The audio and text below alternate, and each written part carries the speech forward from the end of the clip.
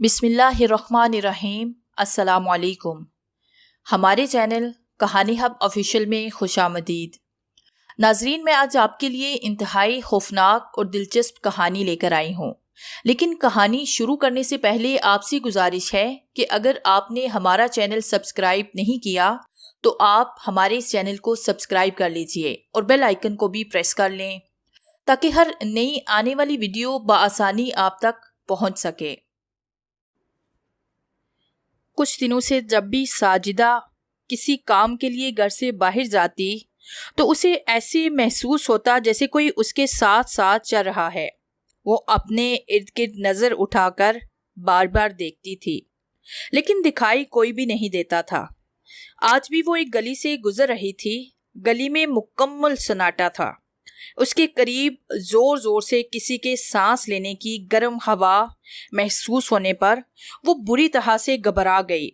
کوئی سائی کی طرح جیسے اس کے ساتھ چل رہا تھا اور نظر بھی نہیں آ رہا تھا۔ وہ اس وقت گھر سے دوپہر میں کھانا پکانے کا سامان لینے کو نکلی تھی۔ گھر میں جب وہ تنہا ہوتی تو اسے کسی کی موجودگی کا احساس ہوتا تھا۔ کبھی ایسے بھی ہوتا کہ کوئی اسے مسلسل گھور رہا ہے، جس کی وجہ سے اسے ہر وقت بے سکونی سی محسوس ہوتی تھی۔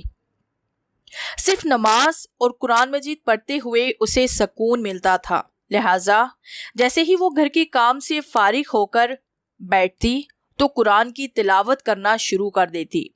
قرآن پاک کی تلاوت کرنے پر اسے ایسے محسوس ہوتا کہ کوئی چیز جو اس کے پاس موجود تھی وہ اب اسے دور ہوتی جا رہی ہے۔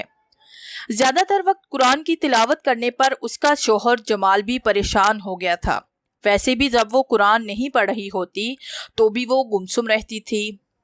ایک دن جب اس سے برداشت نہ ہوا تو وہ بول ہی پڑا، کیا بات ہے ساجدہ، آج کل تو مجھے لفٹ نہیں کرا رہی ہو۔ لفٹ نہیں کرا رہی؟ وہ حیرت سے جمال کو دیکھنے لگی۔ ان دنوں تمہارا زیادہ وقت قرآن کی تلاوت اور نماز پڑھنے میں گزرنے لگا ہے، ہم سے بات ہی نہیں کرتی ہو۔ کیا کسی نے کوئی وظیفہ بتایا ہے اولاد کے لیے؟ ہماری شادی کو 3 سال ہو گئے ہیں، بھئی لوگوں کے 10 سال تک اولاد نہیں ہوتی، تم اولاد کے لیے اتنا پریشان کیوں رہتی ہو؟ ایسی کوئی بات نہیں ہے، مجھے کسی نے کوئی وظیفہ نہیں بتایا۔ جب کام سے فرصت ملتی ہے تو اس وقت پڑھنے بیٹھ جاتی ہوں۔ یہ اتفاق ہے کہ جس وقت میں قرآن کی تلاوت کرتی ہوں اسی وقت آپ گھر آتے ہیں۔ ساجدہ نے بات بنائی۔ تو میری بات کا تسلی بخش جواب دینے کی بجائے اس طرح کی باتیں کر رہی ہو، جمال نے کہا۔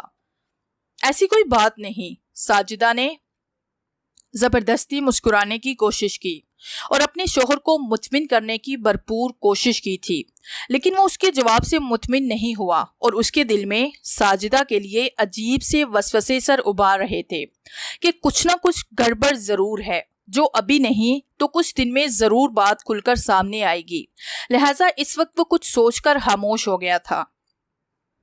یہ بات ساجدہ کی خود سمجھ میں نہیں آ رہی تھی کہ وہ ان دنوں اس قدر خوفزدہ کیوں رہنے لگی ہے۔ ساجدہ کو ہر طرح کے برے برے خیالات آتے تھے۔ اسے اچھی طرح سے یاد تھا کہ وہ بچپن میں کسی بھی چیز سے نہیں ڈرتی تھی، خاص کر آصف پر اس کا کوئی بالکل بھی یقین نہیں تھا۔ جو بھی آصف کی موضوع پر بات کرتا یہ اس کا خوب مذاق اڑاتی اور آصف کو دماغ کا حلل قرار دیتی تھی۔ اب وہ خود اس طرح کی کیفیت سے دوچار تھی۔ سوتے سوتے اسے محسوس ہوتا کہ جیسے اس کے سینے پر کوئی بہت ہی بھاری بوجھ آ گیا ہے، اور وہ بڑی کوشش کرتی، وہ چیخنے کی کوشش کرتی، لیکن چیخ اس کے گلے میں پھنس کر رہ جاتی۔ جب اپنے سینے پر 3 بار کل شریف پڑھ کر دم کرتی تب کہیں جا کر اس کی حالت بہتر ہوتی اور بوجھ بھی اتر جاتا۔ کبھی سوتے میں اسے محسوس ہوتا کہ جیسے کوئی خوفناک شکل کا آدمی گھر کی چھت سے دھکا دے رہا ہے۔ کبھی محسوس ہوتا کہ خطرناک قسم کا بچھو یا چھپکلی اس کی قمیص میں گھس کر نقصان پہنچانا چاہتی ہے، اور وہ خواب میں یہ دیکھ کر ڈر جاتی اور خوفزدہ ہو کر اپنی آنکھیں کھول دیتی۔ ساجدہ تیز تیز قدم اٹھاتی ہوئی جس طرح چل رہی تھی، ایسے محسوس ہو رہا تھا کہ وہ چل نہیں رہی بلکہ وہ بھاگ رہی ہے۔ پھولی ہوئی سانس کے ساتھ گھر میں داخل ہوتا دیکھ کر بیگم حمیدہ چونکی۔ وہ اس وقت صحن میں پلنگ پر بیٹھی ہوئی کوئی کتاب پڑھ رہی تھی۔ دروازہ زوردار آواز سے کھلنے پر ان کی بے اختیار نظریں ساجدہ پر پڑی تھی۔ بہو خیریت تو ہے نا؟ اتنی گھبرائی ہوئی کیوں ہو؟ کچھ نہیں اماں، جلدی گھر پہنچنے کے چکر میں تیز تیز قدم اٹھاتی ہوئی آئی ہوں، اس لیے آپ کو ایسا محسوس ہو رہا ہے، ساجدہ نے بات بنائی۔ بہو ایسی کون سی جلدی تھی جو اتنی پریشانی میں بھاگتی ہوئی گھر آئی ہو؟ آئندہ آہستہ آہستہ قدموں سے گھر آیا کرو۔ تیز چلنے میں یہ نقصان ہے کہ خدا نہ خواستہ پاؤں شلوار کی پائچے میں پھنس جانے سے تم گلی میں گر سکتی ہو، کوئی بھی حادثہ پیش آ سکتا ہے، ساس نے اسے سمجھایا۔ اچھا ماں جی، آئندہ کوشش کروں گی کہ ایسا ہرگز نہ ہو۔ ساجدہ نے اپنی بے ترتیب سانسوں کو درست کیا۔ ایک سیاہ موٹا تازہ بلہ تھا جو سنگار میز پر بیٹھا ساجدہ کو مسلسل گورے جا رہا تھا۔ وہ اس وقت مسہری پر لیٹی ہوئی تھی۔ ساجدہ نے جیسے ہی اس بلے کو دیکھا، وہ بڑی تیزی سے منہ اپنا سارا کھول کر اپنے نوکیلے دانت نکالتا ہوا ساجدہ پر جپٹ پڑا۔ اس نے ساجدہ کی گردن پر حملہ کیا تھا۔ اس کے نوکیلے دانت اس کی گردن میں پیوست ہو گئے تھے۔ سرخ سرخ خون بڑی تیزی سے گردن سے بہنے لگا تھا۔ وہ اپنے بچاؤ کو چیخ رہی تھی، لیکن اس کی مدد کو کوئی بھی نہیں آ رہا تھا۔ ایسے محسوس ہو رہا تھا کہ ساجدہ کے خون کا بلہ پیاسا تھا۔ ساجدہ کیا ہوا؟ جمال نے سوئی ہوئی ساجدہ کو جھنجھوڑا، کیونکہ ساجدہ آنکھیں بند کیے مسلسل چیخے جا رہی تھی۔ نہیں، مجھے مت مارو، مجھے چھوڑ دو۔ جمال کے جھنجھوڑنے پر ساجدہ نے اپنی آنکھیں کھول دی۔ وہ خوفزدہ ہو کر کمرے میں ادھر ادھر دیکھنے لگی۔ کمرے میں وہ بلہ نظر نہ آنے پر بے اختیار اس کا ہاتھ اپنے گلے پر گیا۔ گلے پر زخم کا کوئی نشان نہ تھا۔ جمال پر نظر پڑتے ہی وہ خوفزدہ حالت میں اس کے گلے لگ گئی۔ کیا ہوا ساجدہ؟ خواب میں ڈر گئی ہو کیا؟ جمال نے اس کے بالوں میں اپنی انگلیاں پھیرتے ہوئے پوچھا۔ کالے رنگ کا خطرناک بلہ تھا جو مجھے جان سے مار دینا چاہتا تھا، اور اس نے میرے گلے پر اپنے نوکیلے دانت گاڑ دیے تھے، ساجدہ نے اپنے شوہر کو بتایا۔ تم نے خواب دیکھا ہے، یہاں کوئی بلہ نہیں ہے، میں تمہارے برابر ہی سو رہا تھا، جمال نے کہا۔ کچھ لمحے تک ساجدہ پر خوف طاری رہا، پھر وہ پرسکون ہو گئی۔ ساجدہ تم مجھ سے کچھ چھپا رہی ہو، تمہارا اصل مسئلہ کیا ہے؟ مجھے بتاؤ۔ نہیں، کوئی مسئلہ نہیں ہے، ساجدہ نے کہا۔ بات تو کچھ ضرور ہے، اس طرح بات چھپانے سے کوئی فائدہ نہیں، بتانے سے ہی اس کا حل نکلے گا۔ مجھ سے بھی تم چھپا رہی ہو بات، جمال نے ساجدہ کو گھورتے ہوئے کہا۔ ساجدہ اس کے گھورنے کی نظروں کی تاب نہ لا کر نیچے بیڈ پر بیٹھنے لگی۔ وہ عجیب الجھن کا شکار ہو گئی تھی۔ اس کی خود سمجھ میں نہیں آ رہا تھا کہ وہ یہ بات شوہر کو کس طرح بتائے۔ یہ بات بتانے کی صورت میں وہ اس کے بارے میں کیا سوچے گا؟ کس سوچ میں پڑ گئی؟ کیا مجھ سے بھی اپنی باتیں چھپاؤ گی؟ ہم ایک دوسرے پر بھروسہ کر کے معاملات کو سلجھائیں گے، جمال نے بڑے پیار سے اپنی بیوی سے کہا۔ جمال کی بات سن کر ساجدہ کا کچھ حوصلہ بڑھا۔ بات ایسی ہے کہ تم بھی اگر میری بات سنو گے تو ہنس پڑو گے۔ کچھ دن سے میں ایک عجیب خوف میں مبتلا ہوں۔ اٹھتے بیٹھتے ایسے محسوس ہوتا ہے کہ کوئی مجھے دیکھ رہا ہے، بلکہ دیکھ نہیں رہا، گور رہا ہے، ساتھ ساتھ چل پھر رہا ہے۔ کام کی طرف سے بالکل توجہ ہٹ سی گئی ہے، ہاتھ پاؤں لرزتے ہیں، ذہن میں عجیب و غریب شکوک و شبہات آتے رہتے ہیں، ہر وقت موت کا خوف سوار رہتا ہے، ڈراؤنے خواب آنا معمول بن گئے ہیں۔ اب کبھی کبھار مجھے اس نظر نہ آنے والی مخلوق کی گرم سانسیں بھی گالوں پر لگتی محسوس ہونے لگی ہیں۔ قرآن مجید اور نماز پڑھتے ہوئے پرسکون رہتی ہوں، اسی لیے میرا زیادہ تر وقت قرآن مجید پڑھنے میں گزرنے لگا ہے۔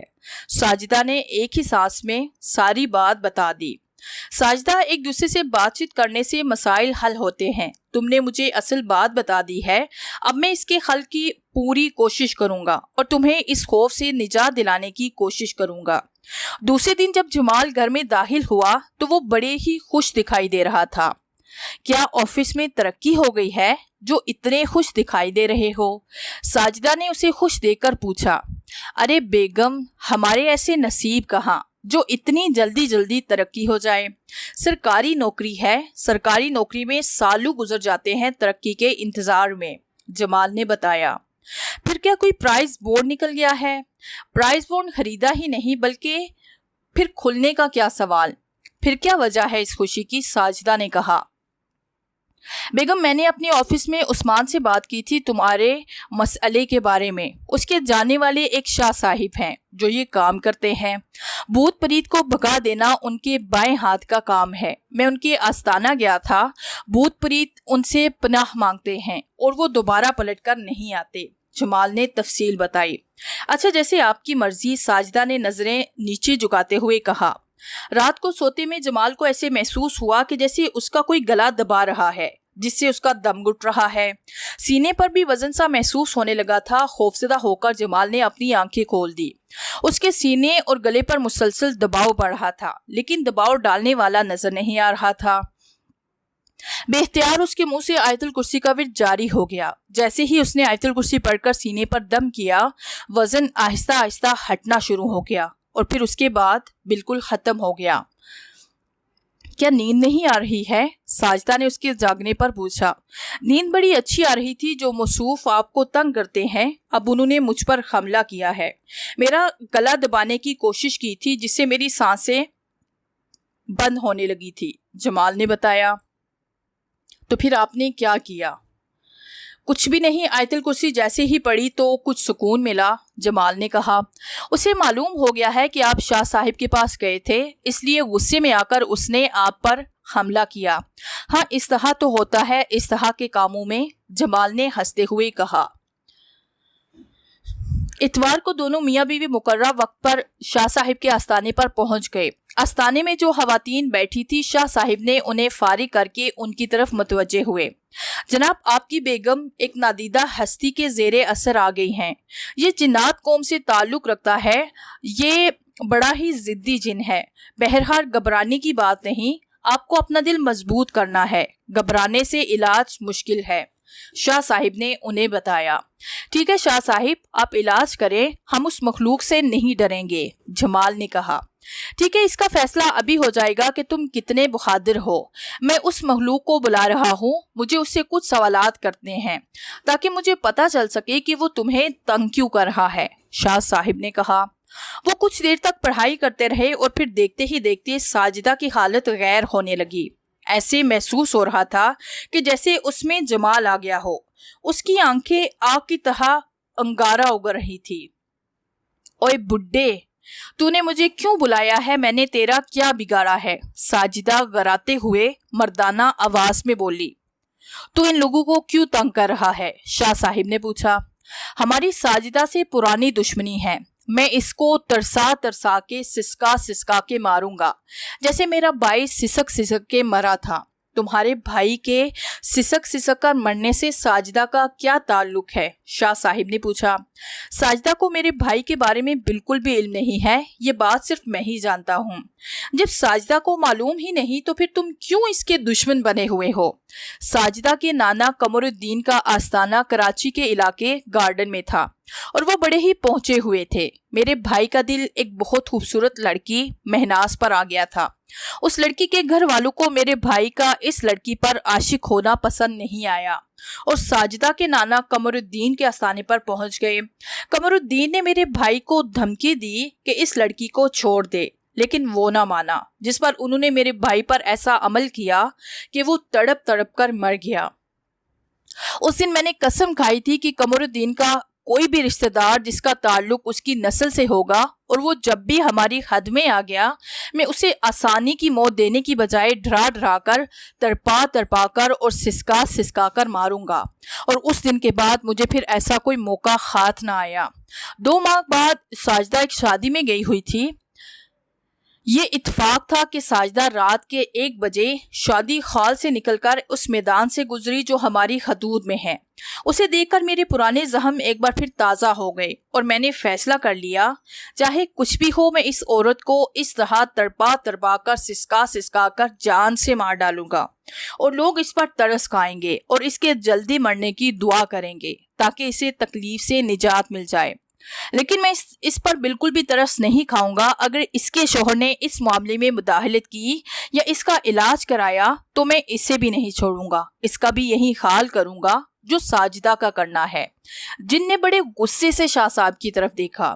دیکھو میں تمہیں پہلی اور آخری بار سمجھا رہا ہوں کہ اس کا پیچھا چھوڑ دو، تمہارا بھائی غلطی پر تھا، اسے اس لڑکی کا پیچھا چھوڑ دینا چاہیے تھا، اس طرح اس کی جان بچی رہتی، تم بھی اپنے بھائی کی غلطی دہرا کر پچھتاؤ گے۔ شاہ صاحب نے اسے سمجھایا۔ نہیں، بالکل بھی نہیں، میں اسے نہیں چھوڑ سکتا اور تم میرا کچھ نہیں بگاڑ سکتے، میں تمہیں دیکھ لوں گا۔ جن نے دھمکی دی۔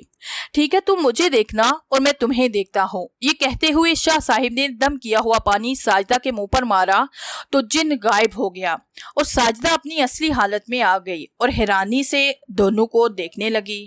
مجھے کیا ہو گیا تھا؟ ساجدہ نے بدحاسی کے عالم میں پوچھا۔ تمہیں کچھ بھی نہیں ہوا بیٹی، اب سب کچھ ٹھیک ہو جائے گا۔ ہماری کارروائی کرنے کا سرا ہاتھ آ گیا ہے کہ اب ہمیں کیا کرنا ہے۔ شاہ صاحب نے مسکراتے ہوئے ساجدہ کی طرف دیکھا۔ جمال آج کی کارروائی دیکھ کر مطمئن ہو گیا تھا، شاہ صاحب ضرور یہ مسئلہ حل کر دیں گے۔ شوہر کو مطمئن دیکھ کر ساجدہ سمجھ گئی تھی کہ اب جلد ہی اس نظر نہ آنے والی مخلوق سے جان چھوٹ جائے گی۔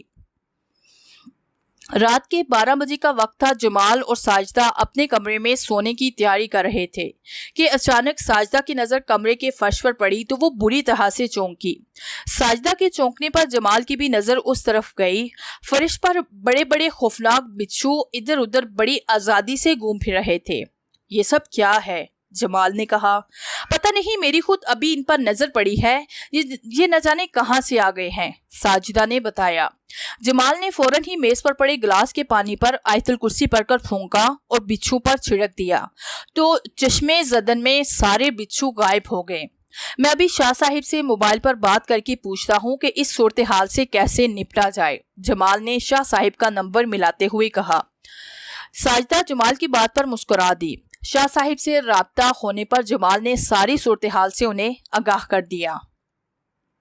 جمال بیٹے، یہ جن اپنے انتقام کی آگ میں باولا ہوا جا رہا ہے، اس طرح کی حرکتیں کر کے وہ تم لوگوں کو ڈرانا جا رہا ہے تاکہ تم اس کے خوف میں مبتلا رہو اور ساجدہ کا علاج بھی نہ کرا سکو۔ تمہیں مزید ڈرانے کے لیے یہ مختلف شکلیں بنا کر سامنے آئے گا تاکہ تم ڈر جاؤ۔ تمہیں بڑے صبر اور حوصلے سے کام لینا پڑے گا، جبھی تمہاری اس بدبخت جن سے جان چھوٹ سکتی ہے۔ شاہ صاحب نے انہیں کہا۔ ٹھیک ہے شاہ صاحب، ہم بالکل بھی اس جن سے گھبرائیں گے نہیں، چاہے وہ کتنی ہی خوفناک چالیں چلتا رہے۔ جمال نے کہا۔ یہ تم نے اچھا کیا جو مجھے بتا دیا، میں کچھ کرتا ہوں تاکہ تم لوگ بے فکر ہو کر سو جاؤ، شاہ صاحب نے کہا۔